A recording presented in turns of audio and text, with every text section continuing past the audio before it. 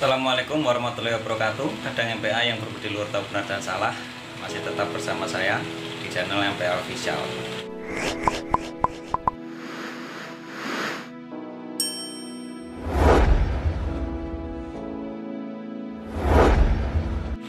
Ya, banyak sekali dari penonton ya, terima kasih banyak sudah melontarkan pertanyaan-pertanyaan, dan hal ini membuat saya berpikir tentang pertanyaan-pertanyaan panjenengan.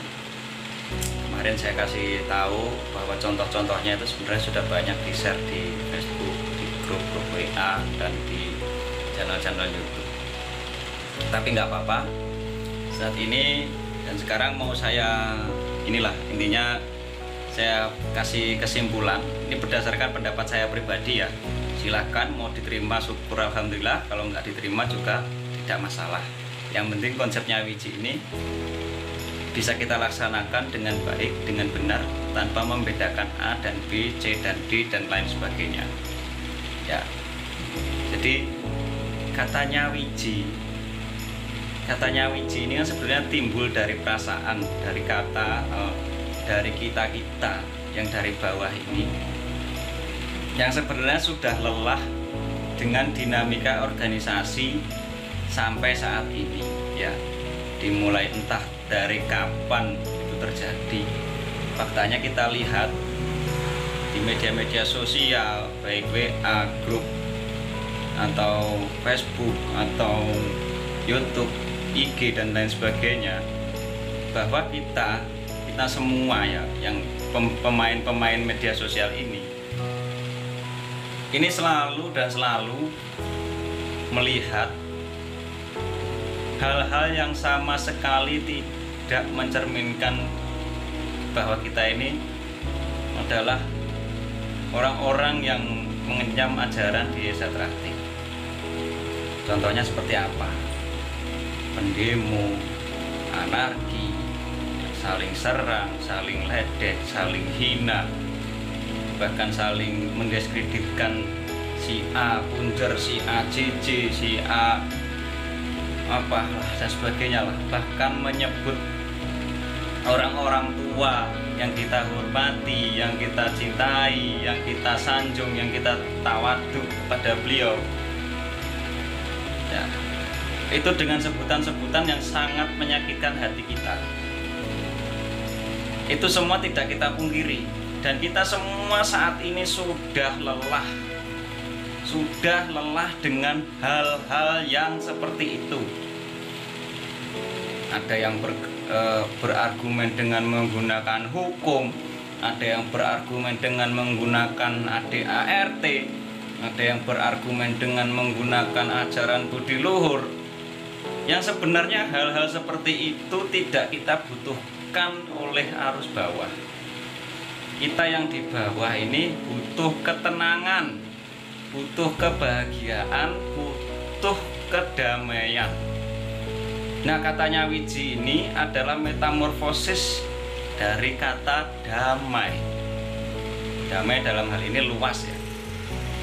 Mengapa kita kok ingin damai? Ya kita semua sudah lelah dengan tadi yang saya sebutkan di depan.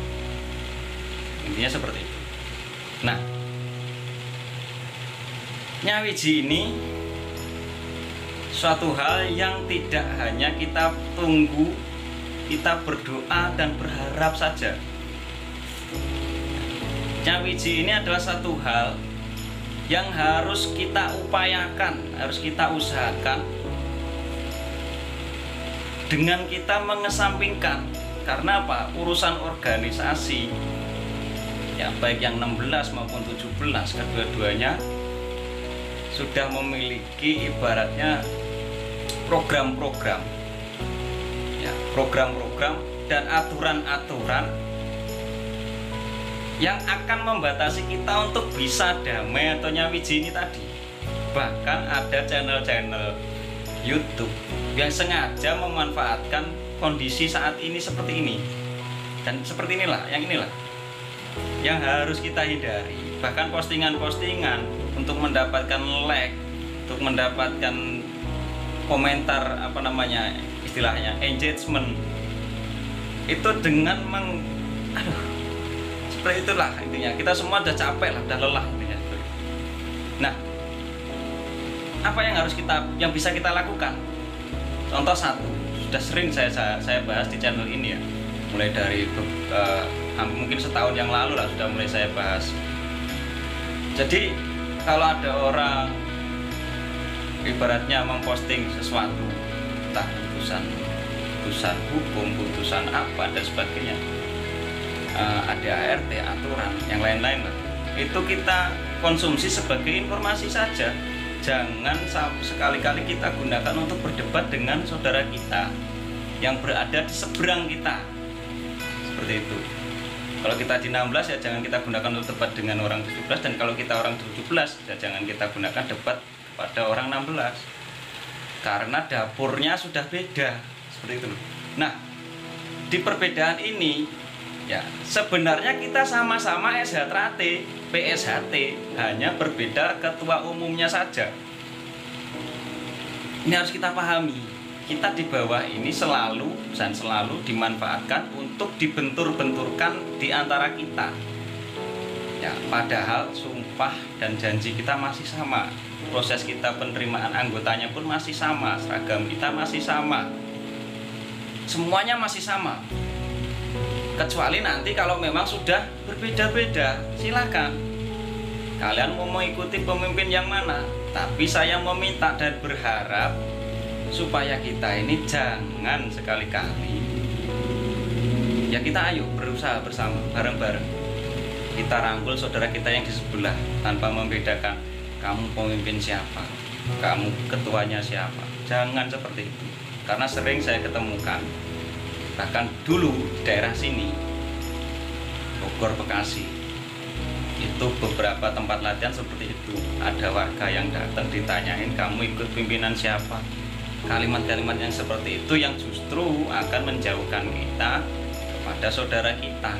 Bahkan dulu sebelum ada 16-17, kita ketemu warga SHT di jalan, tintin langsung kita diajak ngopi.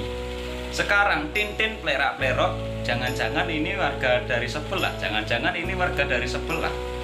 Itu yang tidak boleh, yang saya tidak inginkan seperti itu. Ayo loh, kita ini semua sama. Kita tidak tahu menahu urusan organisasi. Kita di bawah ini supaya ayem, tentrem, tenang, tidak ada kecurigaan, tidak ada kekhawatiran. Biar kita semua ini bisa menjalankan hidup, bisa menjalankan perintah-perintah ajaran. Kita hanya harus bawah, tidak tahu apa-apa tentang masalah hukum, masalah organisasi. Seperti itu. Ya, mudah-mudahan konsep yang saya ucapkan ini bisa ditangkap dengan baik. Intinya adalah kita merangkul, kita berdamai. Kalau ada kesalahan-kesalahan dari saudara kita, tanpa harus diminta, kita harus memaafkan. Kalau kita ada yang salah kepada saudara kita secara sadar harus meminta maaf. Seperti itu. Ya, saya rasa tidak ada keindahan muka bumi ini selain kita berdamai dengan diri kita dan kepada orang-orang di sekeliling kita. Ya, saya rasa seperti itu. Pesan saya tetap sama, jaga silaturahmi, jaga persaudaraan, SHT Jaya.